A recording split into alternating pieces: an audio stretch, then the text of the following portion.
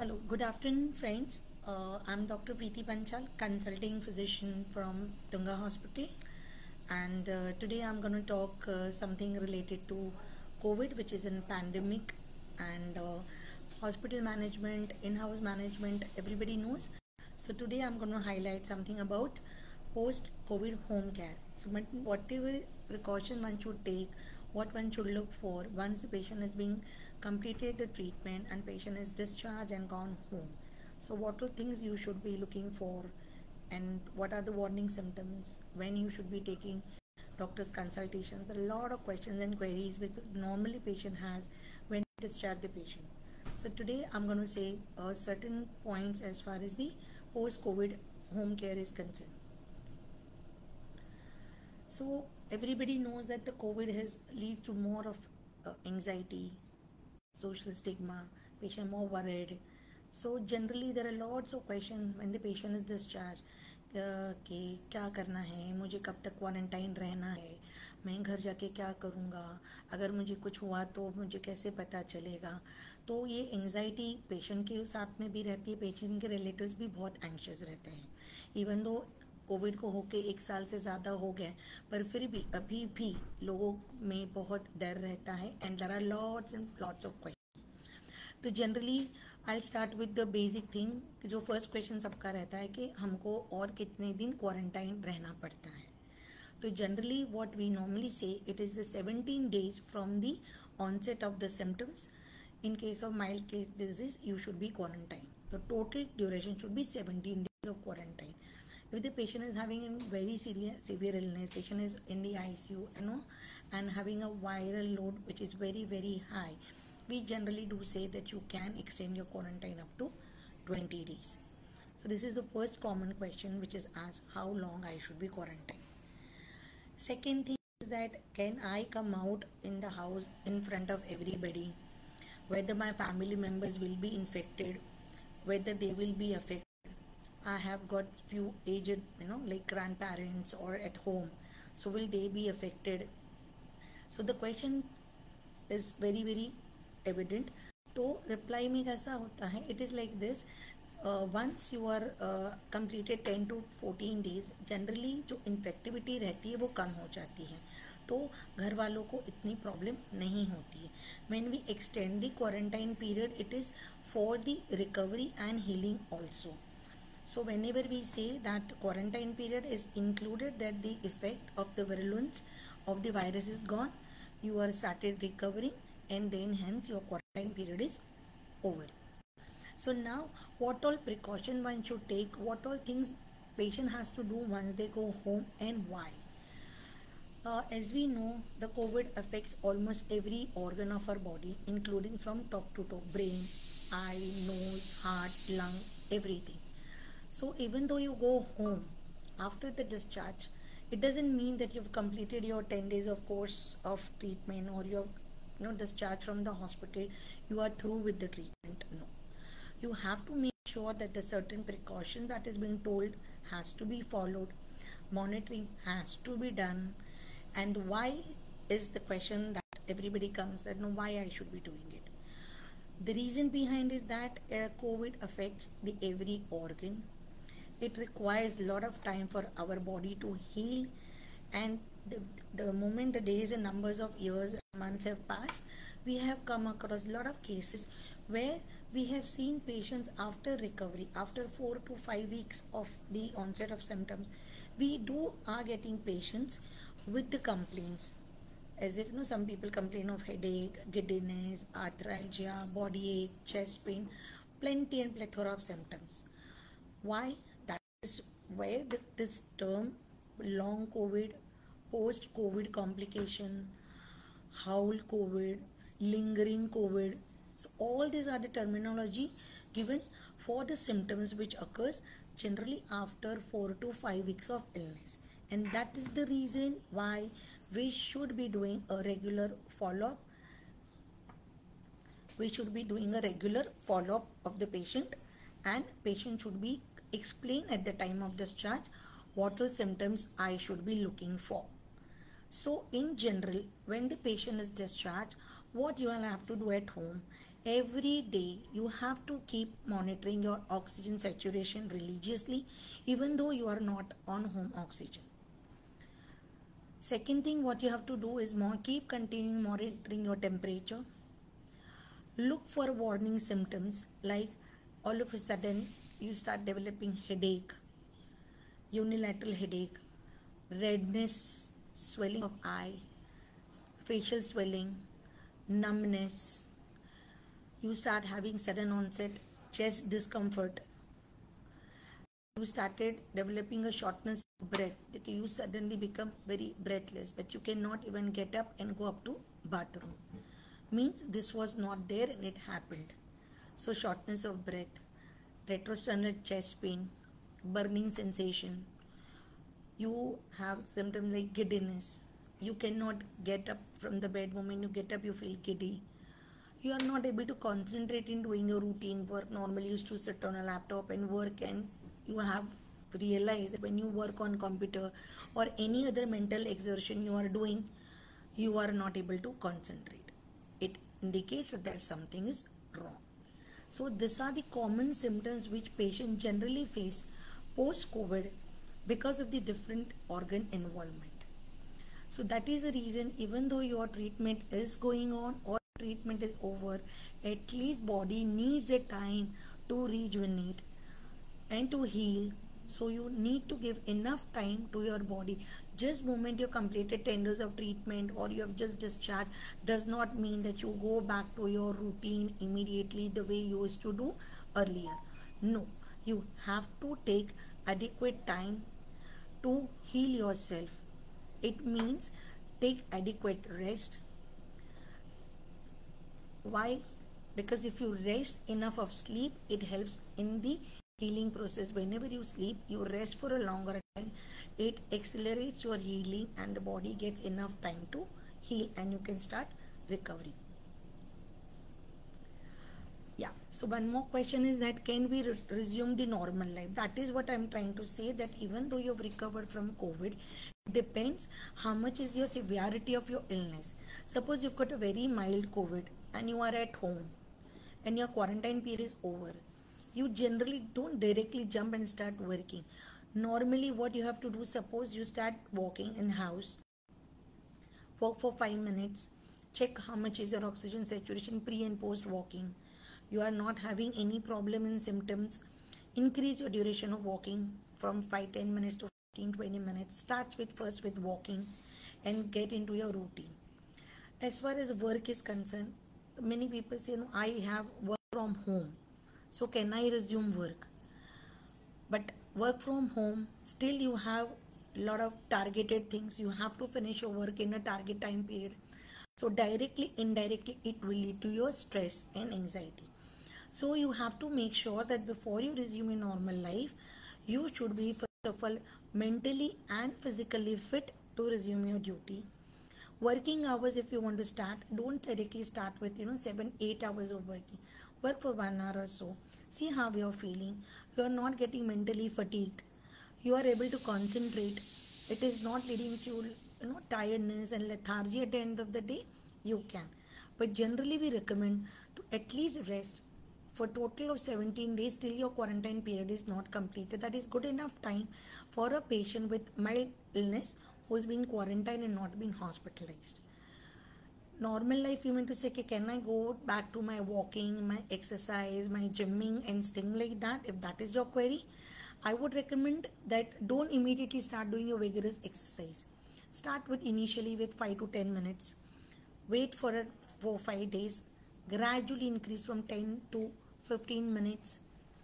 Then go for your proper gymming exercise. First you do only stretch and isotonic. Don't do the vigorous weightlifting and all. But after doing your exercise, you feel that you're getting fatigued, you are getting tired. Don't do it. Wait for a few more days. Give your body a time to heal, and then you can resume your exercises and normal routine life. Okay. How asymptomatic patient turns to the high risk, especially young people. Yeah. See, what happens is that COVID, it affects, I said, almost all the organ of the body. Even though patient is young and patient is not having any cardiac illness, does not mean that he will not have a cardiac involvement and he will not become very severe. As I told, the COVID virus, the coronavirus per se affects all the system. It affects the heart. What happens is that it leads to something known as the myocarditis. It's ultimately a virus. So it leads to the inflammation of the cardiac muscles, which in turns into myocarditis. Myocarditis means muscle में सूजन आ जाती है. So that myocarditis affects the heart pumping. So many of the young patients who does not have any cardiac illness have presented with chest pain, with unstable angina, with an MI, and then we have checked the patient is COVID positive. Many COVID positive patients, we have a sudden onset bradycardia.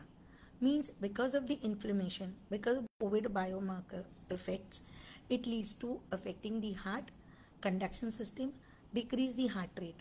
So that is the reason when we say enough time should be given. So it does not mean that patient is not having any cardiac illness, will not have any cardiac complication post-COVID. Post-COVID, there are many cardiac involvement happens. One is myocarditis, second is affecting the conduction system leading to bradycardia. Sometimes it goes to the extent that patient presents with failure.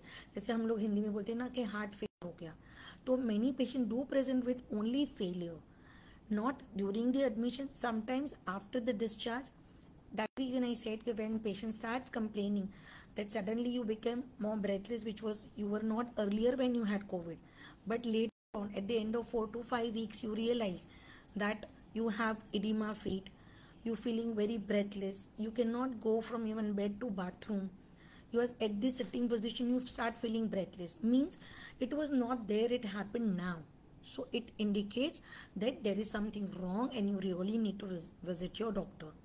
Why it happens that in certain 15 to 20% of the patient, it affects the heart leading to myocarditis and heart pumping gets affected.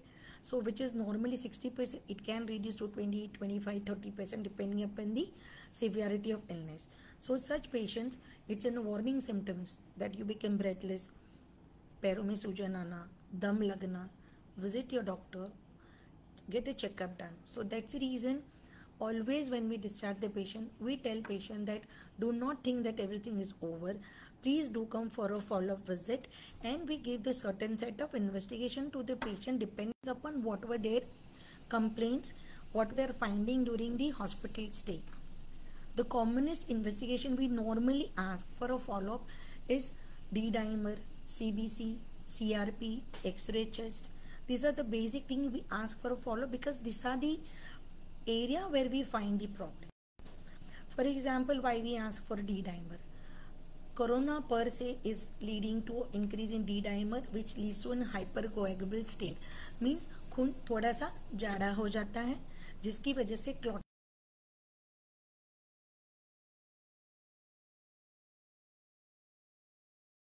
So suppose it reaches to the brain level, paralysis attack हो सकता है, stroke हो सकता है, गियाबारी syndrome जैसे हमारा हाथ पैर काम नहीं करना होता है, चालू हो जाता है. Suppose the clot which is form circulates and goes into the lung. That is what we commonly know as the pulmonary thromboembolism. Patients suddenly become very breathless. We do the X-ray, to the echo we come to know the patient is developing embolism. If the clot goes into the heart, what we get is the myocardial infarction. Common language में heart attack आना. Same thing, suddenly patient बोल रहा है कि पैरों में सूजन हो गई है, बहुत एड़ियों में दर्द हो रहा है, मैं बिल्कुल नहीं चलता हूँ, बैठा हूँ, फिर भी मेरे पैर में बहुत दर्द होता है. Especially the calf muscle is very painful. It's a warning sign that maybe patient has developed a high D-dimer and patient has developed a deep vein thrombosis. Very commonly with high D-dimer, because generally what happens in COVID, patient is bedridden, is hospitalized, not doing much of the exercise, limbs are static, patients ज़्यादा देर सोते रहते हैं, movements कम होती है, plus D-dimer ज़्यादा होता है तो ब्लड का क्लॉट होना लाजमी होता है. सो क्या हो जाता है, ब्लड क्लॉट हो जाता है, and then we what get is the calf pain and the deep vein thrombosis, and the clot from the deep vein system get dislodged and enter into the circulation, can develop stroke, paralysis attack हो सकता है, heart में गया तो heart attack हो सकता है, lung में गया तो एम्बोलिज्म हो सकता है. So that is the only reason we always ask for a follow up when I know that when I am discharging the patient का पैरामीटर्स डी डाइमर हाई है, तो we give them blood thinner depending upon the कितना reports खराब है उसके हिसाब से, and we expect them to follow up. We see the report and take a call that it's normal, it's still high, we need to continue the treatment so as to prevent all these complications related to high D-dimer and coagulation state. Okay. Side effects of COVID. There are many side effects of COVID. So first of all, I said heart. Heart leads to heart attack. Brain में there is a myocarditis, brain में there is a stroke. There is something known as chronic fatigue syndrome. In that, patient is not doing anything, still has got a lot of mental and physical fatigue. This is something because of lot of anxiety which is going on in patient's mind. Patient is being never fallen sick, suddenly he is already being isolated, his quarantine, his lot of anxiety, stress is there. So what happens, he keeps thinking, he keeps worrying about it. When he does not know what is going wrong with him, if you don't explain the patient why it is happening, he keeps thinking. The lot of stress and anxiety leads to a lot of mental fatigue, mental block, cannot concentrate. Post COVID, we have come across so many patients who have got a lot of anxiety and a lot of fear. Every small thing they'll feel, I have not got another COVID, I have got this. So much of anxiety is there in every patient with COVID. So we explain them that this is what is likely to happen post COVID. You do not have to worry. In certain set of patients, we do have to give a patient an anti-anxiety tablet. We have to make sure to socialize. He should be talking with the people around so as to decrease his anxiety. We do give anti-anxiety pills. Second thing what we come across is the DVD, which I have already explained. Third thing is main and foremost what we get involvement is the lung involvement.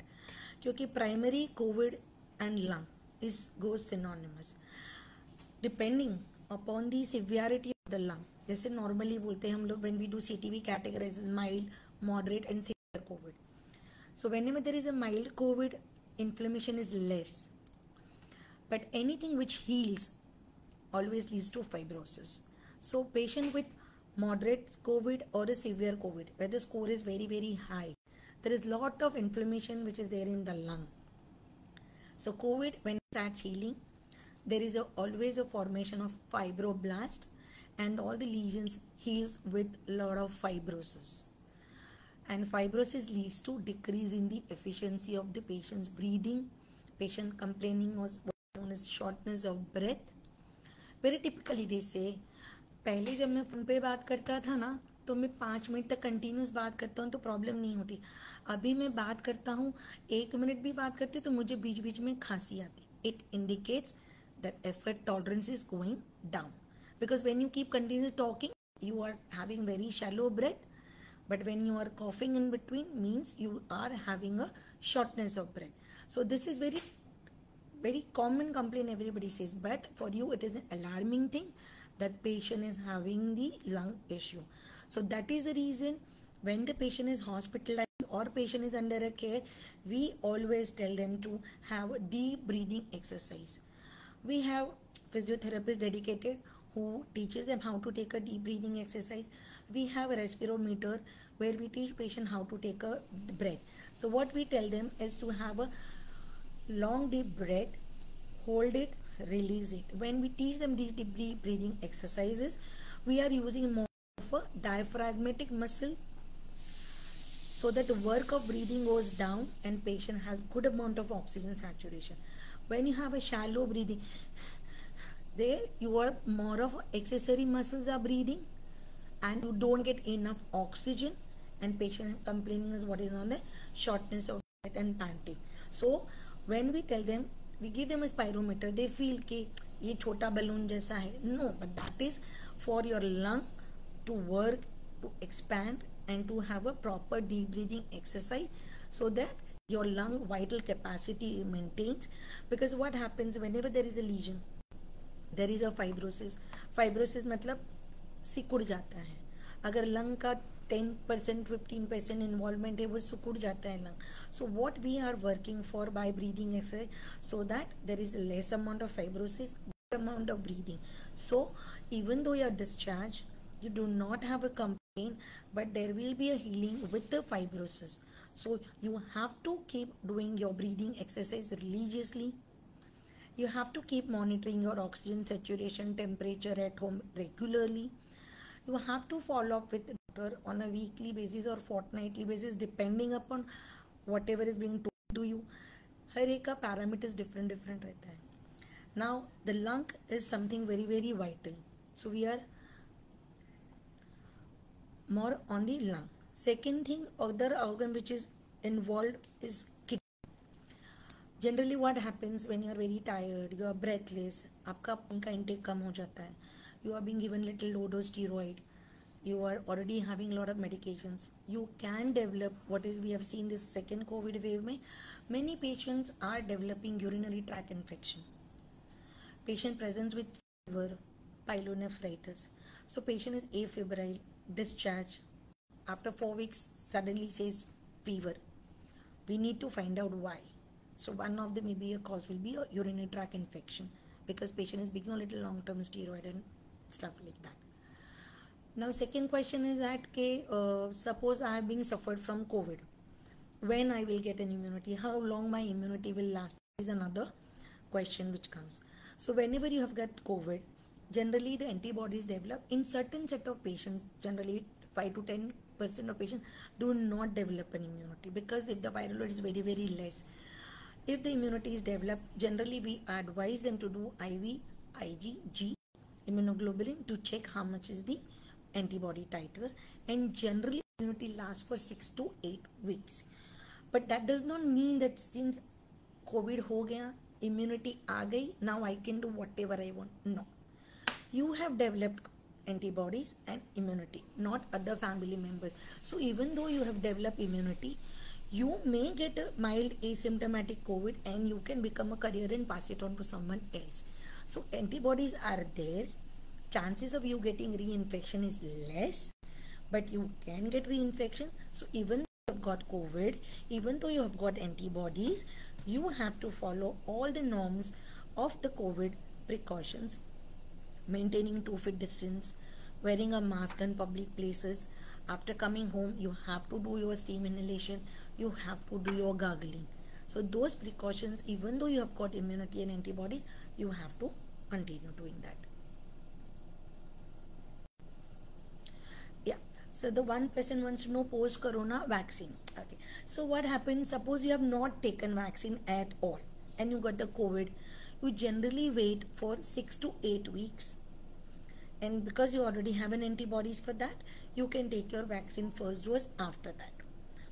Now suppose you've already taken first dose of vaccine and you got the COVID. So generally what happens is your second COVID which has happened to you has already given you antibodies to you, so which is equivalent to your second dose. So you can always delay your second dose, wait for 6 to 8 weeks till you have an antibodies, and after 6 to 8 weeks of your infection you can go ahead and take your second dose of a vaccine. Hope I'm clear for that. Okay, now I was talking about urinary tract infection and the fever. So another symptoms what we get post COVID is the fever, sudden onset relapse of fever. You have to look for the cause. Why?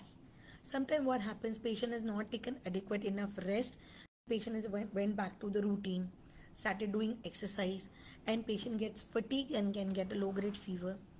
Something known as a delayed cytokine storm. Patient do have repeat rise in D-dimer, interleukin inflammation because of the post COVID. Third, it can be urinary tract infection, or maybe some simple another local flu or virus infection. So if you get fever, do not take it as normal. Visit your treating doctor and evaluate what is the reason for your fever.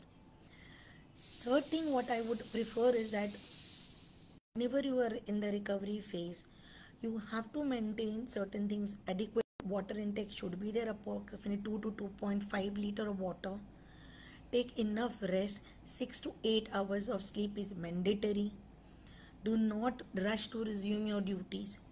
Quit alcohol and smoking if at all you are doing it. Patient who is already having a morbid condition like patient having diabetes, hypertension, do not discontinue your older medication. Please continue along with your COVID treatment all your medications and resume back to your routine. Yeah. Another thing is, can a pre-diabetic becomes diabetic after COVID? Generally, we have seen in this season and earlier season also, patient who are pre-diabetic. What do you mean by pre-diabetic? Patient is not overtly diabetic, but under a stressful situation, or patient is exposed to certain illness, gets converted into diabetic. There are many patients who were pre-diabetic has become overtly diabetic during the period of COVID. It is the COVID virus plus stress, lack of immunity leads to your pre-diabetic status to diabetic status. We have found many patients who were not diabetic. When we did HbA1c or in a higher side, we started treating him as a diabetic patient. And certain set of patients, if you over a period of time, when you go back to your routine, you start following your diabetic diet religiously and go into normal activity and all, it can so happen that you can maintain only on diet, or you may require low dose oral hypoglycemic agent depending upon your other body tendency or other illnesses, comorbid illness if you have. Yep. Any more other questions, or should we wind up? Any more questions and queries? No. So now take home message is that do not ignore even though you have discharged and you will be treated for a COVID, because post COVID you require a good enough of time. Take adequate rest, drink good amount of water, take all the due precautions which is being told. You should have one follow-up at the end of 5 days to 1 week post discharge. Do the blood test which is being required and try and decrease and taper the treatment as per the instruction of your treating doctor. One more question, let me just take. They have who is more at risk for getting black fungus after the COVID? Okay, see, now this is again related to black fungus. The patient who is predisposing for the black fungus or a mucor, which is very hit and latest topic for discussion or talk of the town, you can say. The patient who's already having a comorbid condition, hypertension, uncontrolled diabetic. Patient who's having controlled diabetes generally, uncontrolled diabetic with hypertension. Patient is having a severe lung involvement. Patient is on ventilator or on a high flow oxygen. Patient is on long-term oxygen therapy along with uncontrolled sugar. Patient is having a poor. Patient is being fed with nasal tube. Patient is on the RT feeds. Patient is having a long-term steroid. Patient is having a longer duration of stay. These are the patients who are predisposed for a black fungus or a mucor. So what generally we do to avoid and prevent is that patient is already on ventilator or on long-term oxygen. We generally make sure that we give him humidified oxygen by instilling a distilled water. Distilled water means purified water should be there when we use an oxygen as a humidifier water content. Second thing what is there, we always try and put the nasal drop, saline drop in both the nostril to make sure that the nasal pathway is clear and there is no stagnation of secretion. Third thing what we have to look for is to maintain the good oral hygiene, very judicious use of steroid. We have to make sure that our sugar is perfectly controlled, and if the patient is having all the comorbid condition where we feel there is a likely of developing of mucor, at least one evaluation by doing a endoscopy to look for any early signs of the mucor. So when we take a due precautions and all and things are well under control, chances are very less. One person is asked, what is the importance of interleukin 6? Interleukin 6 is one of the marker of inflammation and cytokine storm. Generally, the interleukin 6 comes up in after 5 to 6 days of illness. So when the patient has got a fever and immediately if I do IL-6, I will not get it high. It is an inflammatory marker which comes at the end of 5 to 6 days when the viremia is over and the body immune system starts reacting and we get inflammation, and that is the time when IL-6 is rising. Generally, sudden rise in IL-6 indicates that patient is going into early cytokine storm. That is a time generally patients starts deteriorating. Patient's oxygen requirements jump. Patient suddenly on 2 liter. From 2 liter onwards, it jumps to 6-8 liters. So whenever in a shorter duration of time, we find there's a jump in the oxygen requirement, we look in IL-6, rise in IL-6, increase in the oxygen requirement. All these parameters gives an alarming signal. Patient will deteriorate. We need to work fast. So that is a time we may give a patient a tocilizumab, or we step up the dose of the steroid and put the patient on early BiPAP with the PEEP so as to reduce the hypoxia and damage to the lung.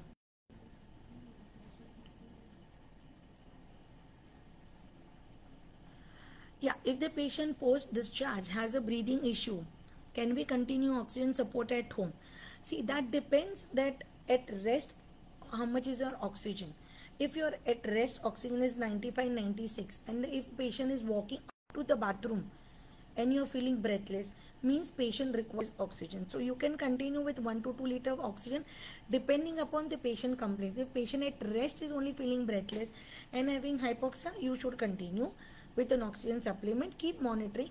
Moment your oxygen requirement goes down, whenever there starts healing, when the lung starts healing, or obviously oxygen requirement goes, that is a time where your breathing exercise coming to the picture. You having good deep breathing exercise, your lung expands, your oxygen requirements goes down gradually. So you have to keep monitoring. You can, many of our patient goes home with an oxygen therapy, so you can continue oxygen safely at home. But you have to make sure that whatever humidifier you're using it, use distilled water. Do not use tap water, because that can become a source for a fungal infection. Anything else?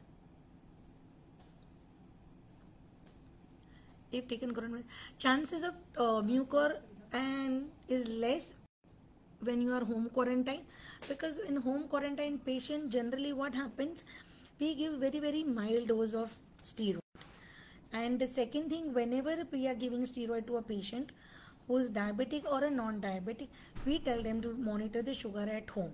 So generally patients being told to monitor sugar at home, fasting 2 hours post lunch before dinner. So judicious monitoring of the sugar at home is mandatory if the patient is diabetic or a pre-diabetic when we are giving a steroids. So when we give steroid at home, sugars are well controlled with a very low dose of steroids of 5-10 milligram for 2 to 3 days or 4 days. Generally don't predispose to black fungus.